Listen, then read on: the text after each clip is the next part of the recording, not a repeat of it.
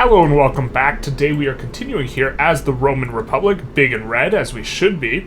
Last episode we did expand the market quite a bit, made a lot of money moves, kind of fueled by the the Brotherhood of Millers, which helped us to establish such a large market, obviously. This episode we are going to be ramping up, at the very least, our navy a little bit. We have another 30 coming on in, and I think we're going to look to have a bigger navy than everyone else but the UK, and we're just generally going to play dodge the UK. I think we can fight everyone else pretty comfortably at this point. If we take a look at GDP, our GDP is pretty large relative to other people. I guess we would not really love to fight the North German Fed, but we're going to continue to make moves to try and free up the Mediterranean, balkanize it some more so that we can take stuff. We've done that over here, you know, freeing these countries so we can annex them, freeing them so we can annex them, etc. And we'll continue to do this while trying to maintain relatively low infamy, which is going to be a little bit tricky, specifically because the one we're looking up to break up is going to be Spain, because, you know, that's a pretty big chunk of Iberia, but Spain has a defensive pact with Portugal, which is a bit annoying because Portugal's inside of our customs union and we're siphoning off pops from them. So we might have to let go of that this episode. We'll see how things go as we continue on our Rome run. So we have something a little bit interesting here in that the French Empire got control of, I can't remember if this is Zambia or Zanzibar, but they got control of this state, right? And it's Zanzibar. Shout out to Zanzibar. And they got control of this state, but then they lost it against a native uprising, which then makes it now decentralized. However, Oman has a claim here, which is fascinating because this makes it so no one else can colonize this except Oman, and so it's going to be worthwhile, I think, for us to be able to colonize Oman and then come in and change their colonization setting to having some sort of not migration, some sort of colonial affairs. That way, they can recolonize this and regain control of it. We are also expecting at some point France to have some sort of native uprising here, and then them to get bricked, because they don't have a way to get access here unless they can move through Portugal, which they can't because Portugal's in our market here. They're in the Roman market for the Roman bread. So politically, it is pretty annoying that we can't get this guy out of power. There's no way for us to do it because we're on presidential republic. He's in, and he's just, you know, busy doing Roman things, I guess, with all that red hair, the North Italian, and I didn't know North Italians were redheads, but that's okay, that's a thing.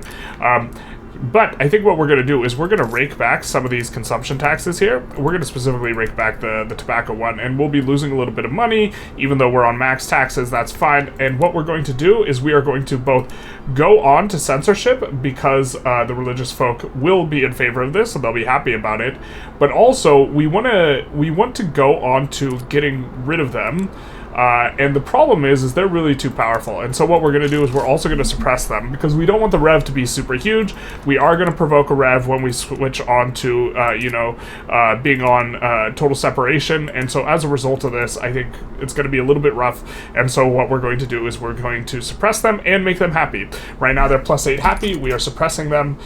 We will be getting their authority bonus. Woohoo! To be fair, that allows us to just put those taxes right back in. So that's kind of nice. The authority bonus will go down in value after a little bit. I think we'll go luxury furniture, and then we also want to target upper rung pop type stuff. So even though tobacco generates way more, that is targeting kind of the lower class. We'd rather target here. Also, the reason why tobacco is going to be, for us, generating so much more than liquor, which is liquor's normally the one that's really, really big, but for us it's tobacco. It's because they're both part of the intoxicant class. There are 3 intoxicants: tobacco, opium, and liquor, and we have a bunch of Muslim pops. The Muslim pops do not consume, or they will not consume, the liquor, so this means they'll consume tobacco instead. That's why tobacco is so expensive, that's why the consumption tax yields us so much. So we'll be in pretty good shape here. I think we'll look to expand construction, and I think while this will be a little bit slower for passing what we want, it might be a little bit more stable.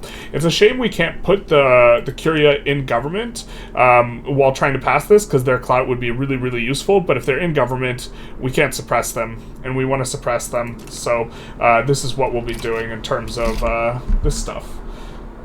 So we get ourselves another company. As far as the tech goes, we are now going to swatch over to pan-nationalism before continuing along our merry way towards malaria prevention. Actually, I think we're going to just finish up malaria prevention.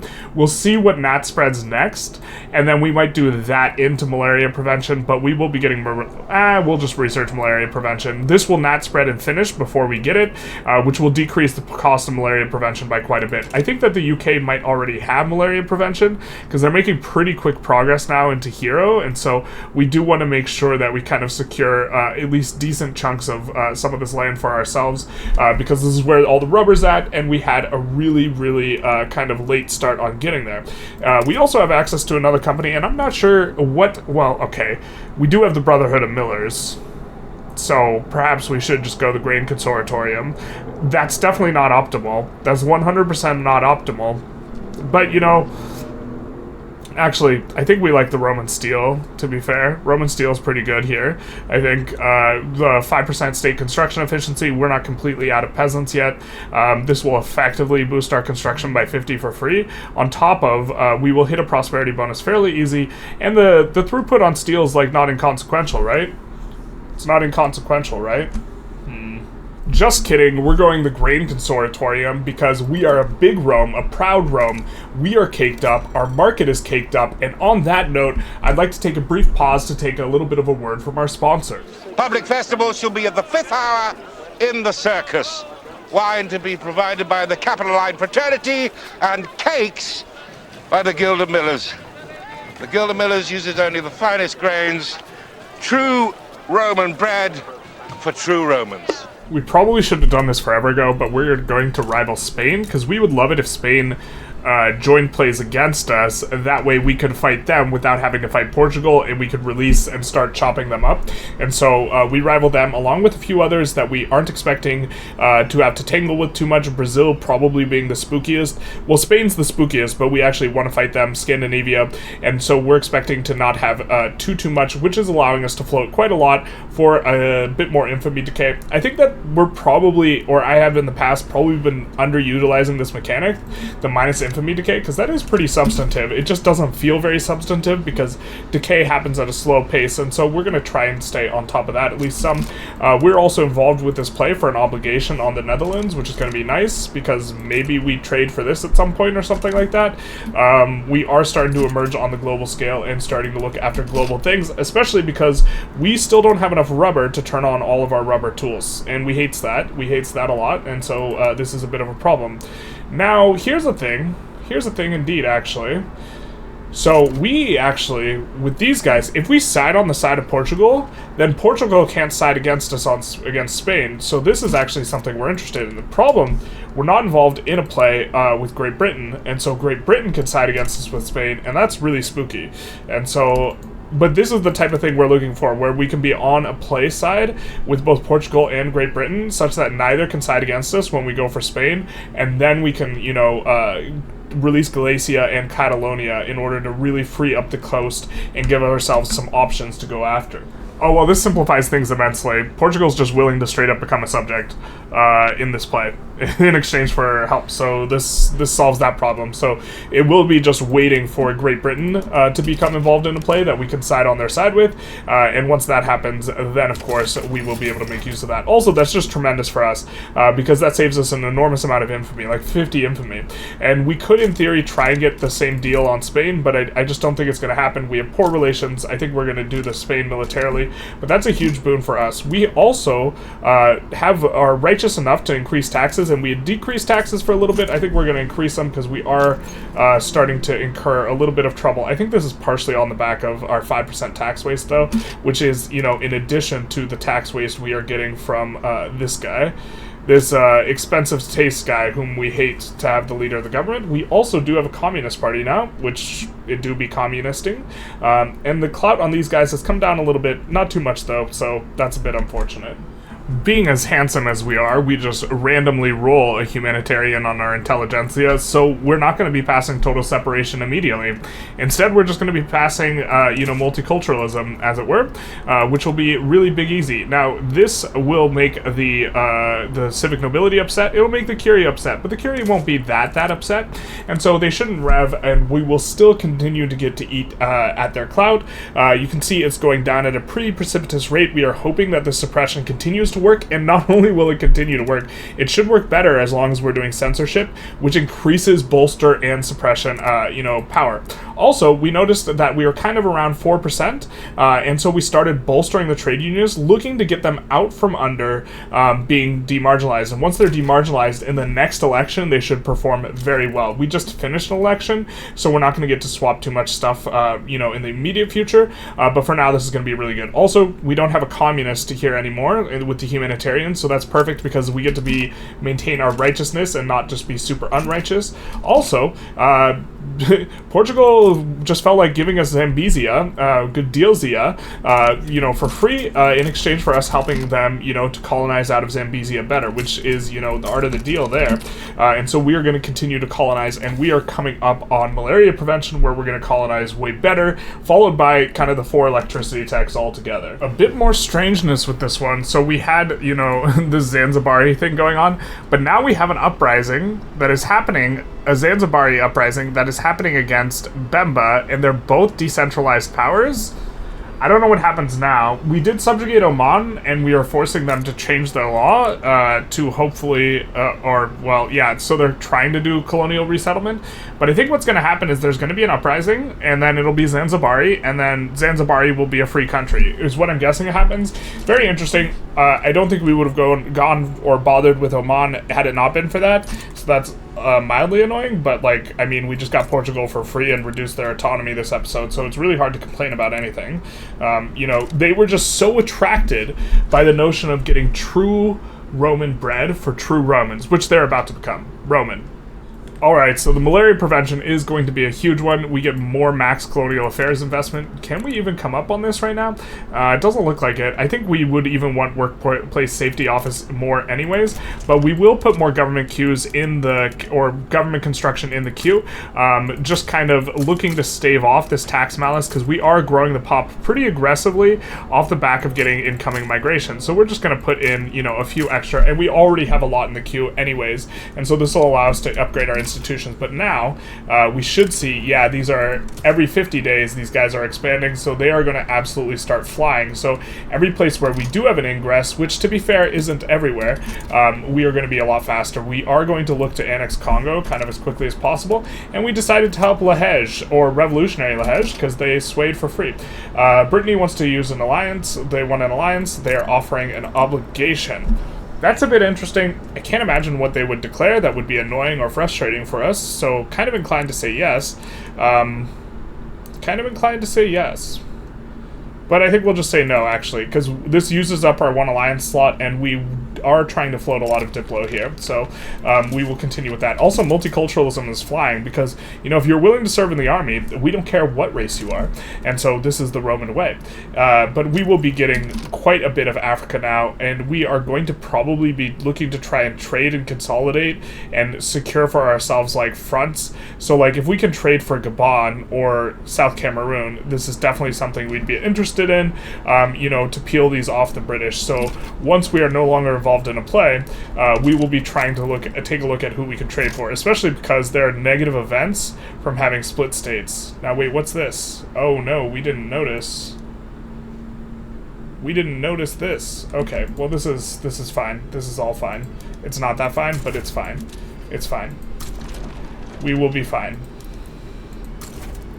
I don't know why they did this either, but shout out to the Ottoman Empire, just looking to get themselves shellacked and looking to give us a headache. So we'll just do the landings, kind of in the abusive spots, which they're not going to have anyone in that strategic region, so we'll land there. And they shouldn't have anyone in this strategic region oh, we already control that. Shout out to us. I guess maybe we land Thessaly here. with the other stack and look to get in. Didn't realize what we were having to do here, but it's not going to matter because we're going to enforce on these guys before we would enforce on the Ottomans anyways, but it will just be annoying because we're just going to acquire some devastation and such. So, arming the natives, are we talking about the Ottomans or no?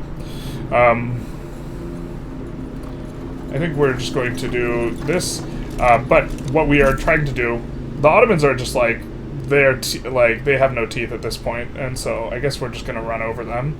This will decrease their prestige, which is good for us if we ever want to subjugate them, but we were trying to improve relations and maybe pull them into our customs union, because they are one of the best sources of POPs that does not start with migration controls, and so now unfortunately we aren't going to be getting that, but we are going to be getting a ton of this, so happy about that, especially once we annex Portugal. Then we'll have a lot of additional fronts here, but that will be a little way down the road. So it actually looks like what Lahej swayed for was becoming a protectorate.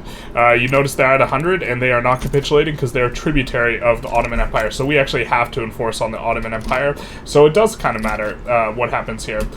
This is a very silly thing, but I think we're going to say no to that defensive pact, but yeah, now that we enforce on them, we can't enforce on Lahej, and now they are our subject because they're a protectorate, but a little bit interesting, and I think that this is going to be our opportunity. This is our time to shine, as it were.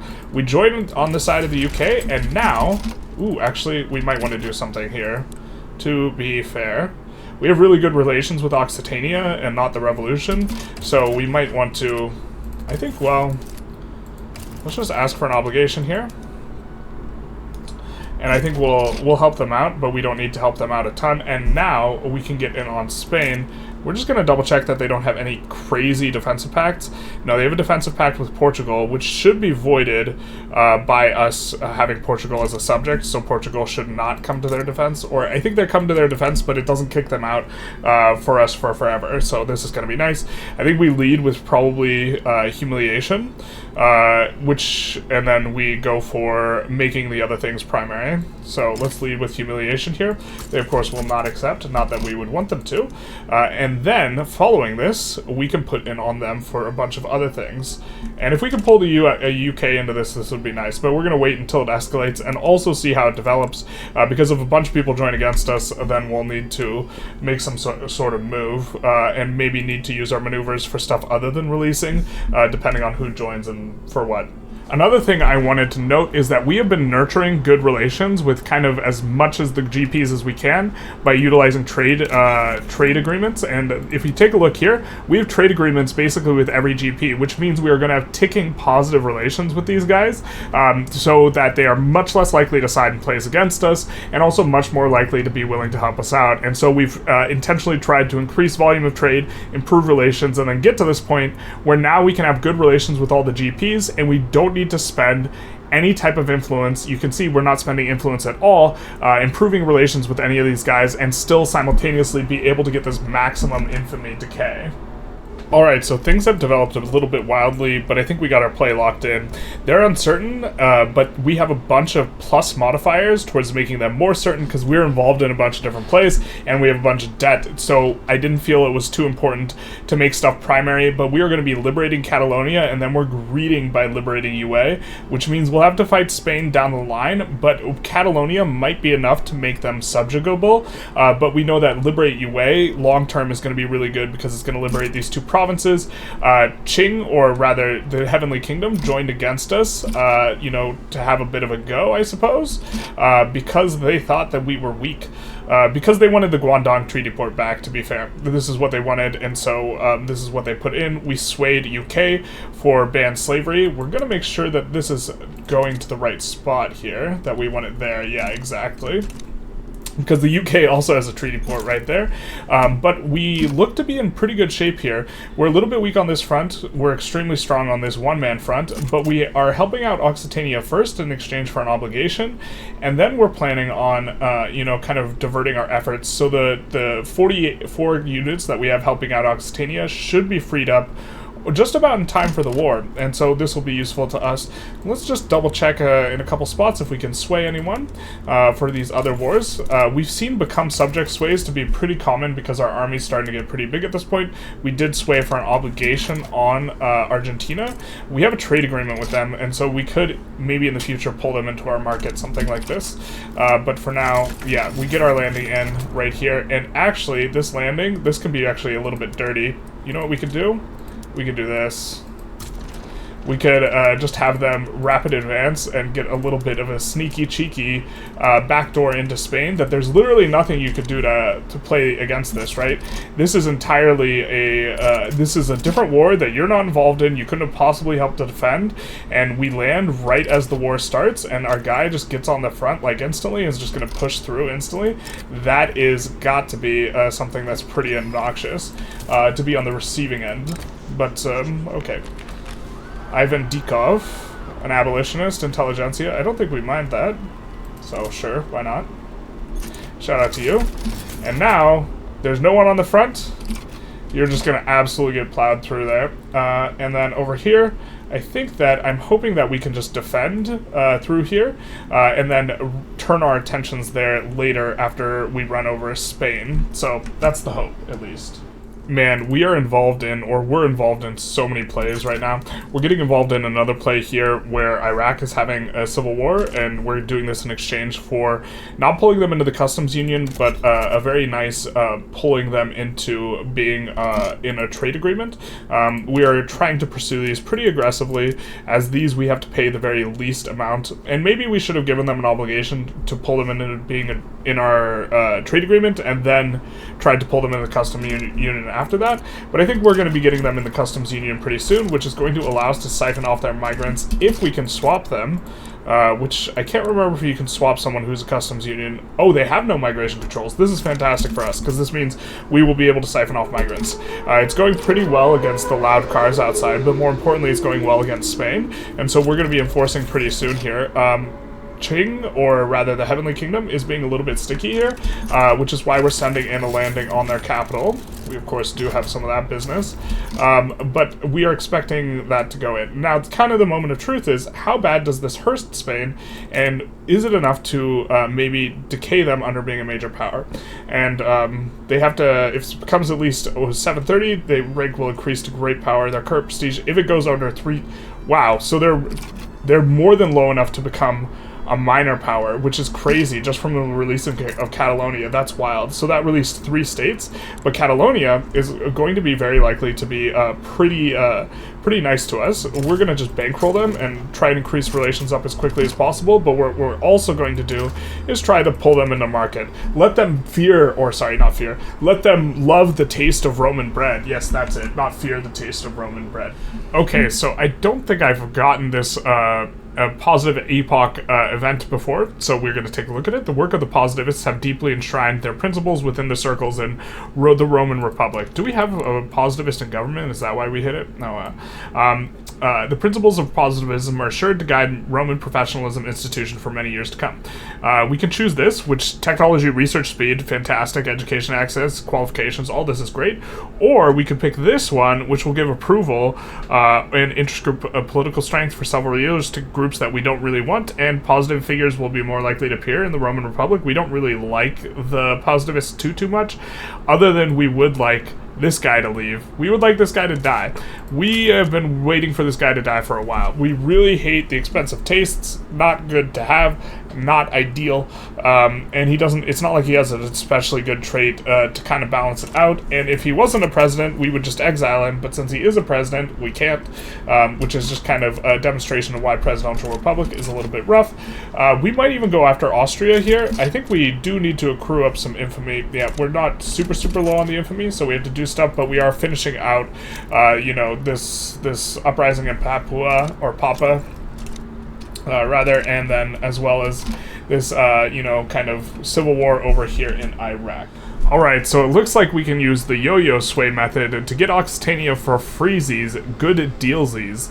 And so this is going to be excellent for us. What we did is we sided with the Rev, and they were unwilling to give us anything before, but now that we're threatening, we're saying, hey, you know what?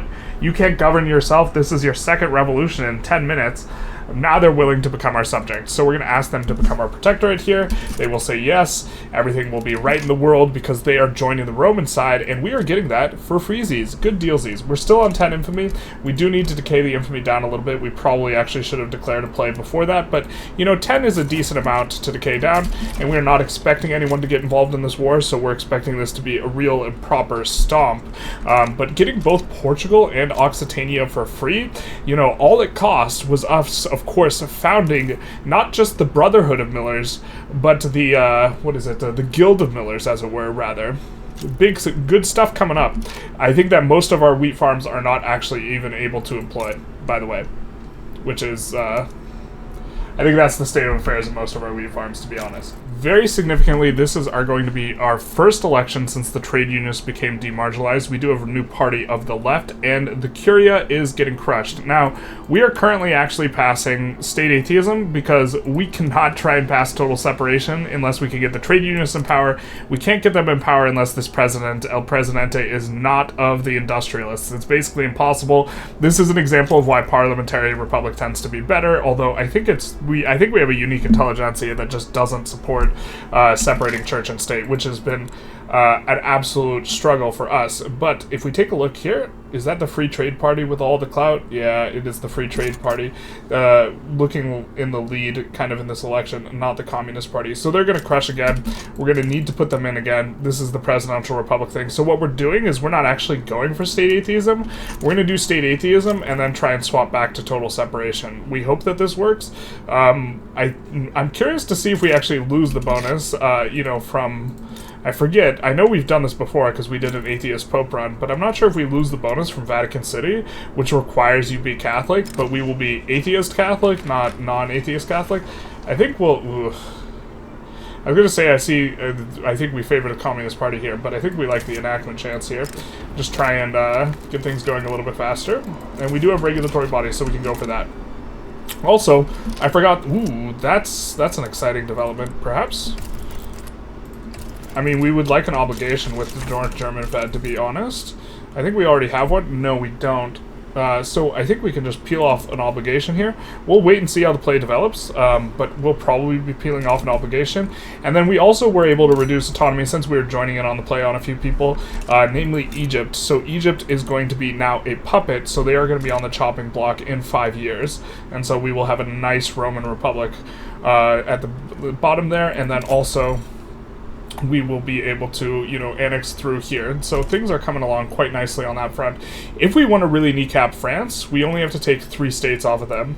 And that's Picardy, Normandy, and Poitou, or however that's pronounced. And then they will have no market access outside of this area. And so they will really, really struggle. So it's maybe even possible for us to get some more Roman, like actual historic Roman-looking borders with a few additions from Arabia, because we've already kind of worked our way into there, where we, stretch all the way up into here. The problem, or the really big, difficult one, will be getting kind of the English core lands. That might be a bit much for us. Shaywell's been out here clapping cheeks, taking names, and at the first sign of trouble, aka us signing against them, they are more than willing to become our subject instead. So we will do that, and then we will help them clap the cheeks, because they will be conquering all of Ethiopia for us, which is going to be big nice.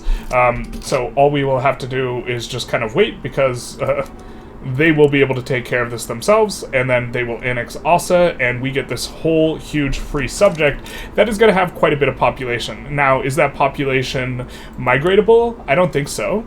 They're on closed borders, but we can tell them to get off of closed borders sometime down the line. In fact, maybe they have a big movement for homesteading. Maybe we tell them to pass homesteading here now as well. They might not be able to pass it through, standard kind of looking landowner stuff, but we'll see if they can pass it. That'll be nice for us. And we have almost atheism. Our general's disrespected. So glad they changed this. This used to be permanent, which is like one you cannot even begin to possibly consider. But we have had pretty much not very substantial trouble with the devout since we have been suppressing them this entire time.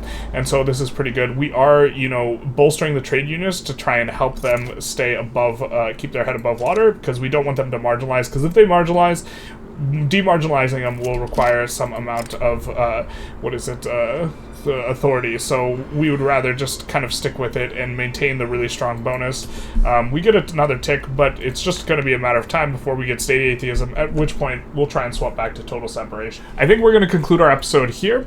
We have just gotten really lucky in that we have gotten a ton of subjects for free this episode: Occitania, Portugal, and Shewa. Shewa is also looking way more caked up than normal. Shout out to the Guild of Millers, those who are providing the cake, and this is really going to be nice. You know, we can reduce autonomy for free, or not for free, for 15 infamy here. We also released Catalonia, which is a pretty big deal. We maybe shouldn't have released UA. In retrospect, I think that this was a mistake, not only because, well, we kind of want to focus on the Mediterranean anyways, and it's like, okay, but this actually bricked our own, what would have been our treaty port on all of the Heavenly Kingdom, and instead we only have it on UA now because we released that, and so Macau was applying to that, so that's probably not ideal. But we did release Catalonia. Spain is notably a minor power now, so that means we can subjugate them, but they are probably going to come back up. They've had a nice recovery since their market has greatly improved, because the reason they were really low initially before is because they got kicked out of the customs union, and now they're in their own Spanish market, and okay, we might even want to consider improving relations with them and try and pull them into our market and siphon off pops and this type of thing, but it's okay.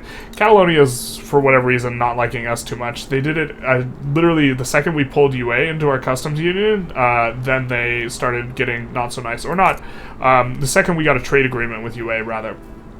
Anyways, but we will be concluding here. It was very productive episode in terms of getting all of this Mare Nostrum, and I think that we're going to get it. Also, these guys decayed down to regional power, which means we can subjugate them just straight up. It will be kind of an expensive one if we take a look at how much a protectorate costs. It's going to cost 60, and so this is going to be a situation where we will probably be turning a corner at some point, and we will be, like, probably leading with subjugating the Ottoman Empire when we turn an infamy corner and decide we want to fight anyway. Anyways, I hope you enjoyed. Feel free to like, comment, subscribe, do the YouTube algorithm thing, and other than that, support your local Guild of Millers.